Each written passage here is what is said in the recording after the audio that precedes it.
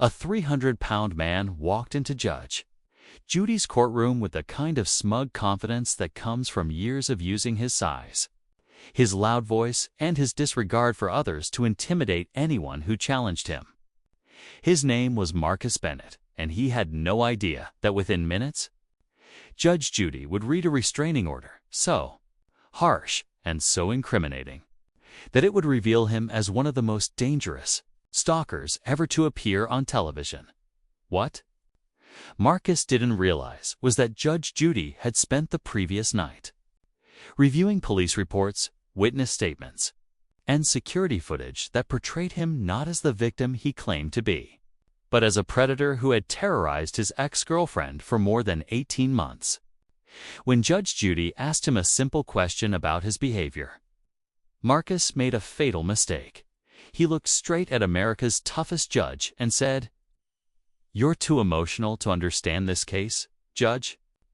Maybe if you calmed down and thought logically like a man, you'd see I'm the real victim here." The silence that followed was overwhelming.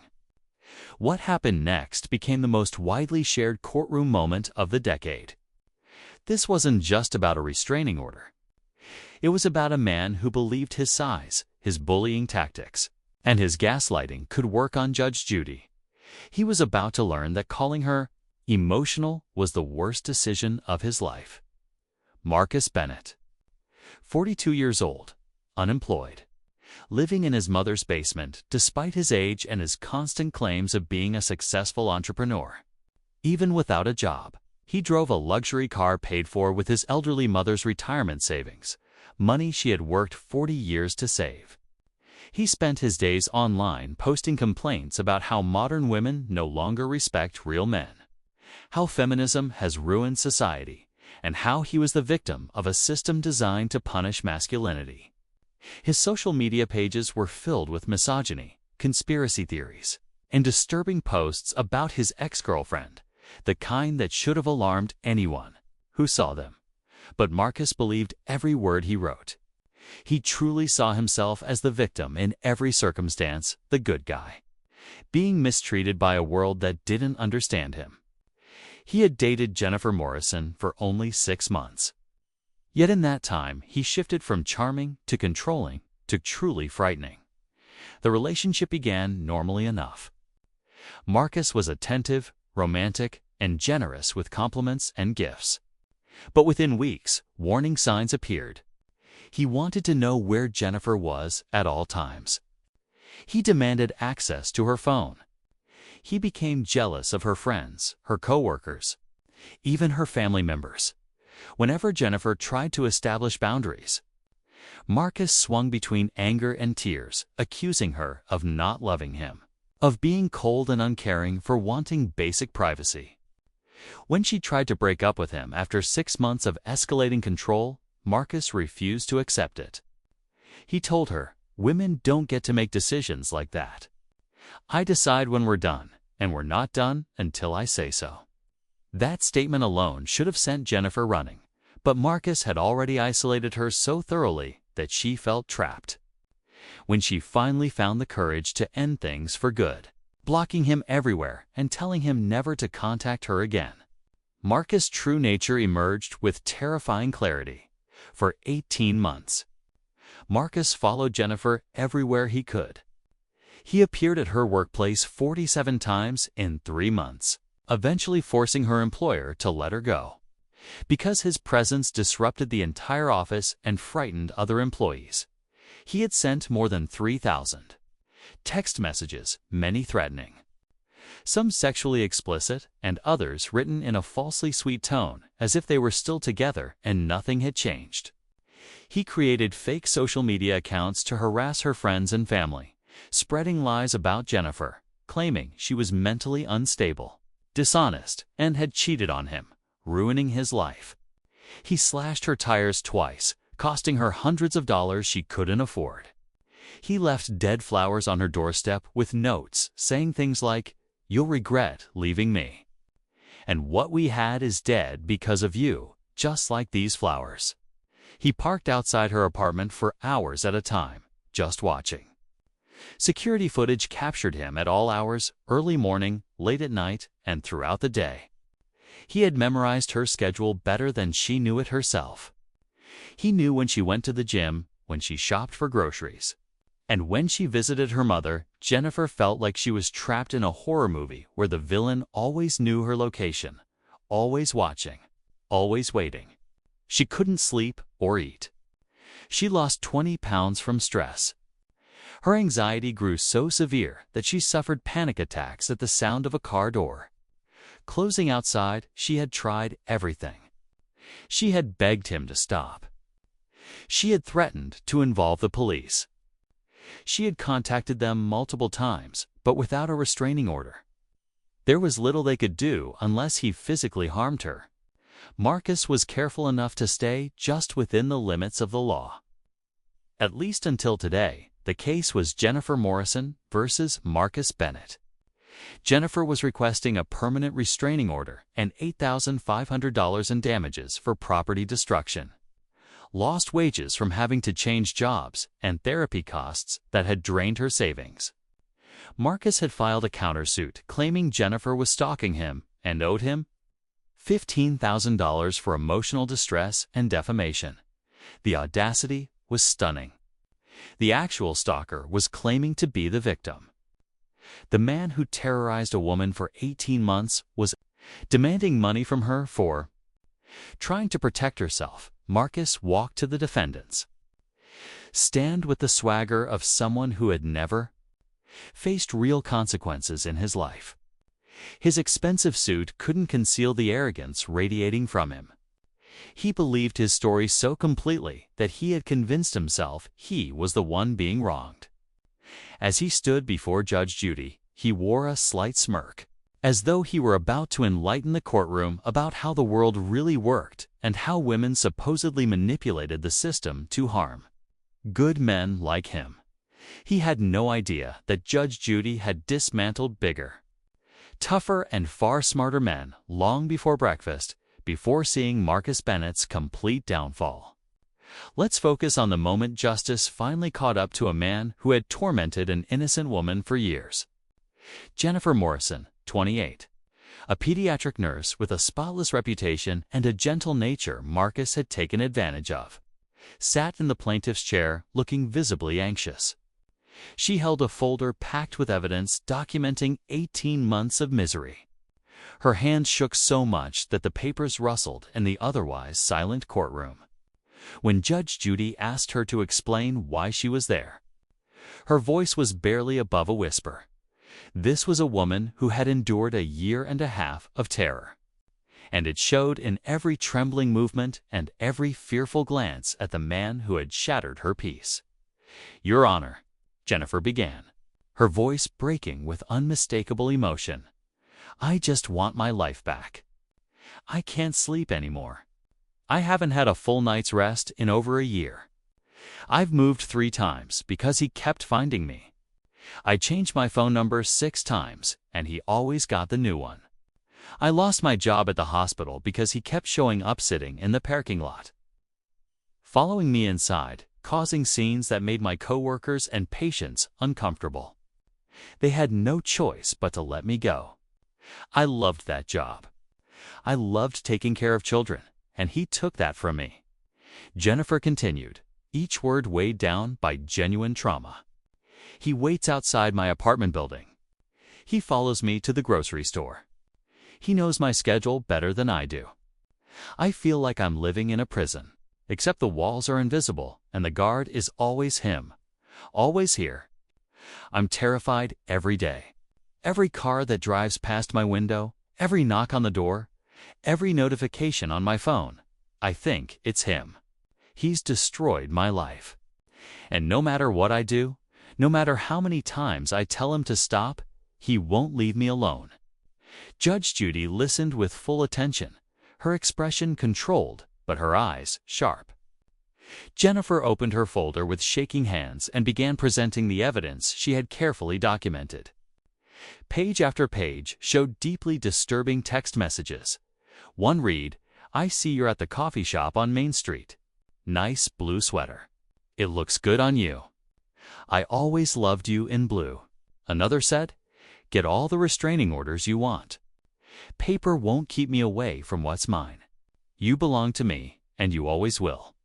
There were photos he had taken of her from across the street, grainy shots of her leaving work, walking to her car, going into the gym, buying groceries. He had tracked her life with the precision of a detective following a suspect. Security footage from her apartment complex showed Marcus sitting in his car for hours at a time, sometimes from midnight until dawn, simply watching her building. The footage was disturbing because of how patient he was, how committed he was to observing her every move. This wasn't impulsive behavior. It was calculated, methodical stalking by someone who genuinely believed he had the right to control another person's life. Judge Judy reviewed each piece of evidence with growing seriousness, every page, every photograph, every alarming message deepening her concern. "Ms. Morrison," she said, her voice carrying the authority of someone who had seen far too many cases like this, "how many times did you explicitly tell Mr. Bennett to leave you alone?" Jennifer looked directly at the judge, relieved to finally be taken seriously. "Dozens of times, Your Honor. I blocked him on every platform I could. I emailed him telling him we were over and that he needed to stop contacting me. I told him face-to-face repeatedly that I wanted nothing to do with him. I even had my brother speak to him, hoping he might listen to another man. Nothing worked. He behaves like my words don't matter, like I don't have the right to choose who is in my life." Judge Judy then turned her attention to Marcus, who had been leaning back in his chair, arms crossed, occasionally rolling his eyes and shaking his head throughout Jennifer's testimony. "Mr. Bennett, you've heard Ms. Morrison's testimony. You've seen the evidence she's presented. What is your version of these events?" Marcus leaned forward, that familiar smirk returning the look of someone who believed he was the smartest person in the room, even smarter than the judge. "Your Honor, Jennifer is very dramatic. She's always been prone to exaggeration because she loves attention. We ended things mutually. It was completely amicable.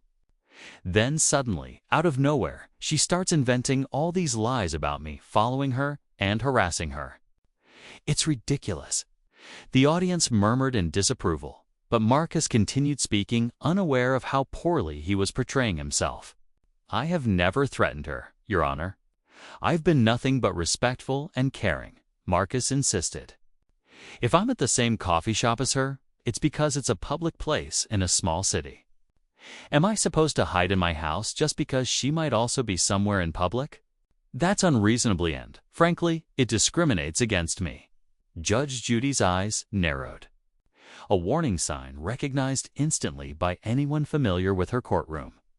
"Mr. Bennett," she said, "Ms. Morrison has presented evidence of more than 3,000 text messages you sent after she explicitly told you to stop contacting her.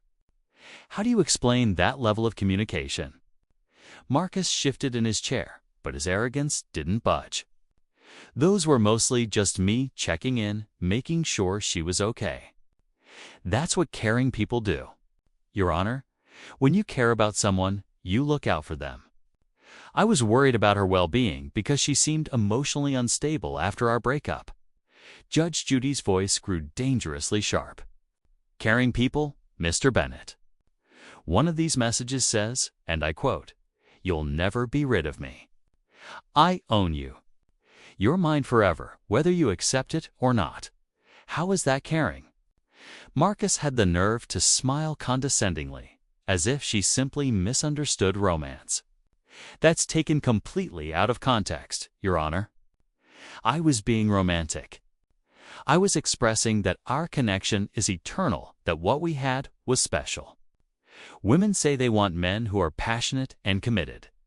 But when a man actually shows that level of devotion, suddenly he's the bad guy. It's a double standard." The courtroom gasped. Even the bailiff raised his eyebrows in disbelief.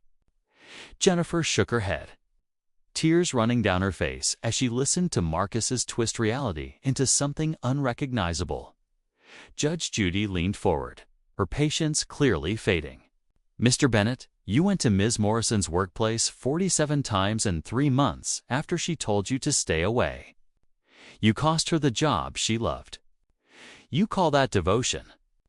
Marcus's expression tightened, the first crack in his confident facade. Look, I was trying to talk to her like an adult. She was being childish and emotional, refusing to have a mature conversation about our relationship. I needed to help her understand that we could fix things if she would just calm down and listen to reason. Judge Judy's tone grew icy. Mr. Bennett, do you believe Ms. Morrison has the right to end a relationship without your permission? The question hung in the air like a blade. Marcus hesitated, and everyone sensed the wrong answer was coming. His mouth opened, closed, then opened again. I believe relationships are partnerships, Your Honor. Major decisions should be made together, not unilaterally by one emotional person who isn't thinking clearly. Jennifer was having a bad day, maybe a bad week, and she made a rash decision. I was giving her time to calm down and realize she was making a mistake. Judge Judy's expression hardened in the unmistakable way that meant someone was about to be obliterated. So that's a no, she said. You don't believe she has the right to end the relationship. Marcus's calm facade finally began to crumble as he realized he was losing control of the narrative. Your Honor, with all due respect, you're clearly not seeing the full picture, he said. You're focusing on individual incidents without looking at the broader context of our relationship. Judge Judy started to reply. What I'm seeing is a pattern of, but Marcus did the unthinkable. He cut her off. No. You don't understand, he snapped. You're getting too emotional about this case. Women always side with women. You're not being objective. The courtroom fell completely silent. The kind of silence that comes right before an explosion. Judge Judy's face went utterly still. Her expression frozen in a way that made everyone in the room hold their breath. Even Marcus seemed to realize, for a brief second, that he had crossed a line. But his ego and his need to be right wouldn't let him stop. The hole was already dug, yet he kept digging. Maybe if you calmed down and thought about this logically, like a man would, he continued, you'd see that I'm actually the victim here. Jennifer is manipulating you with tears and emotions. But facts don't care about feelings, Your Honor. And the fact is, she's lying about everything to get money from me and avoid taking responsibility for her own behavior. Marcus had just made the worst mistake of his life by calling Judge Judy emotional and implying she was biased. He went on, pushing himself even further over the edge. I think you're too emotional to be objective about this case, Your Honor. Maybe you should recuse yourself and let a male judge handle it rationally, someone who won't be swayed by a crying woman with a sob story. I mean no disrespect. But this case requires logic, not feelings, Marcus said. The audience erupted in shocked gasps and angry mutters. Several people even stood up in outrage. The bailiff moved closer not because Marcus was an immediate physical threat, but because the atmosphere in the room had shifted so drastically that protocol demanded heightened alertness. Jennifer sat frozen, unable to believe Marcus was actually saying these things to a judge on national television. Judge Judy rose slowly and deliberately, and the entire courtroom fell silent again. Whenever she stood, it meant something devastating was about to happen. When she finally spoke, her voice was icy and carried the authority of 40 years in the legal system. Mr. Bennett, sit down. Just 2 words, but they hit with the impact of a physical blow. Marcus actually flinched and dropped into his seat immediately, his confidence finally cracking under Judge Judy's presence. In 40 years of practicing law and presiding over thousands of cases, she said, I have encountered every kind of criminal, liar, and manipulator imaginable. But rarely, Mr. Bennett, have I met someone with your particular combination of delusion, arrogance, and dangerous entitlement. Her voice was calm, controlled, and absolutely lethal. "You just called me emotional because I am a woman who dares to disagree with your distorted version of events. You implied I'm incapable of rational thought because of my gender. You told me to calm down when I haven't raised my voice once. And you suggested a male judge should handle this case because you believe men are inherently more logical." The courtroom broke into spontaneous applause. But Judge Judy raised her hand and everyone fell silent again. Marcus looked genuinely stunned that no one agreed with him, that his logic wasn't winning anyone over. "Let me be absolutely clear, Mr. Bennett," Judge Judy continued. "I am not emotional. I am disgusted. There is a significant difference." She fixed her gaze on him. "I am disgusted by your behavior toward Ms. Morrison. I am disgusted by your utter lack of remorse for terrorizing an innocent woman. And I am disgusted by your pathetic attempt to gaslight not only your victim, but this entire courtroom and everyone watching at home." Judge Judy opened the thick file on her bench. "Mr. Bennett, what you don't know is that before this hearing, I've reviewed your full history with law enforcement. You have 4 previous restraining orders filed against you by 4 different women in the last 12 years. Marcus's face drained of color. His mouth opened, but no sound came out. Restraining Order Number 1, Judge Judy read. Amy Chen, filed in 2011. You followed her for 14 months after a 2-month relationship ended. Restraining Order Number 2, Judge Judy continued. Michelle Rodriguez, filed in 2014. You vandalized her car and sent threatening letters for 9 months. Restraining Order Number 3, Sarah Williams, filed in 2017. You showed up at her wedding and had to be forcibly removed by police. Restraining Order Number 4, Lisa Thompson, filed in 2020. You created 17 fake social media accounts to harass her family. The courtroom erupted in horrified gasps. Jennifer was crying not from fear this time, but from relief. Someone finally understood the pattern. Someone finally believed her. Marcus sat motionless, unable to form a response, completely overwhelmed by the evidence Judge Judy had assembled. You're not romantic, Mr. Bennett, she said. You're not devoted. You're not caring. You are a serial stalker with a documented pattern of terrorizing women who dare to reject you. And today, that pattern ends. Judge Judy's voice grew even more commanding. Mr. Bennett, I am granting Ms. Morrison a permanent restraining order with the following terms. You are to have 0 contact with Jennifer Morrison. Not in person, not by phone, not by text, not by email, not through social media, not through third parties, not by carrier pigeon. 0 contact.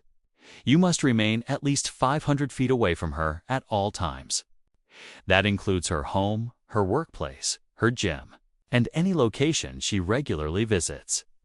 If you violate this order even once, you will be immediately arrested and charged with felony stalking, which carries a prison sentence of up to 5 years in this state. Marcus finally found his voice, stammering, Your Honor, please. This is too harsh. I can't afford. Judge Judy cut him off sharply. Furthermore, you are ordered to pay Ms. Morrison $8,500 in damages for property destruction, lost wages, and therapy costs, plus an additional $5,000 for her legal fees and emotional distress. That is a total of $13,500. You have 30 days to pay in full. Marcus's face went from pale to bright red. I don't have that kind of money. My mother can't. Judge Judy cut him off. You could afford to drive around stalking Ms. Morrison for 18 months. You could afford to send 3,000 text messages. You can afford to pay for the damage you caused, but she wasn't finished. And here's the part you're really going to hate.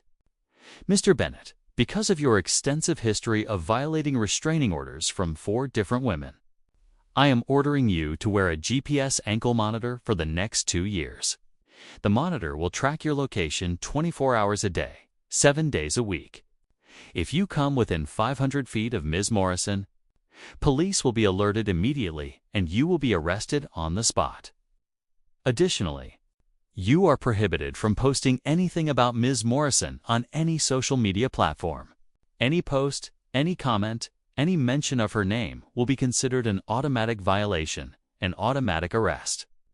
Finally, you are ordered to undergo a comprehensive psychological evaluation and attend mandatory therapy for a minimum of 1 year.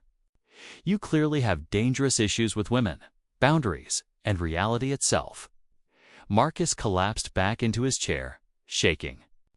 The arrogant man who walked in believing he could manipulate everyone had been dismantled in under 10 minutes.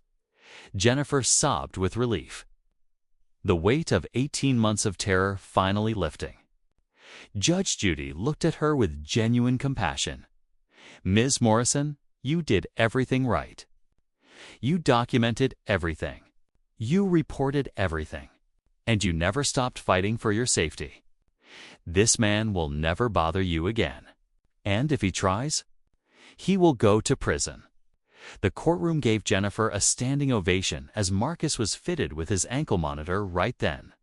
And there his humiliation complete and public. Within hours of the episode airing, Marcus Bennett's "You're too emotional" comment went viral across every social media platform. The hashtag too emotional for Judy trended worldwide. Millions of women shared their own stories of being called emotional by men who were clearly in the wrong. Marcus became the most hated man on the internet overnight. His mother kicked him out after watching the episode. He was forced to sell everything to pay Jennifer's damages. Jennifer moved to a new city, started a support group for stalking victims, and finally felt free for the first time in years. Marcus Bennett had walked into Judge Judy's courtroom, believing his intimidation tactics would work on everyone, including the judge. He learned the hardest way that calling a powerful woman emotional, when she's simply holding you accountable, isn't just disrespectful, it's career suicide, reputation suicide, and freedom suicide. In Judge Judy's courtroom, pretending to be the victim when you're clearly the predator doesn't just fail. It guarantees your complete and total destruction. Justice served. Case closed.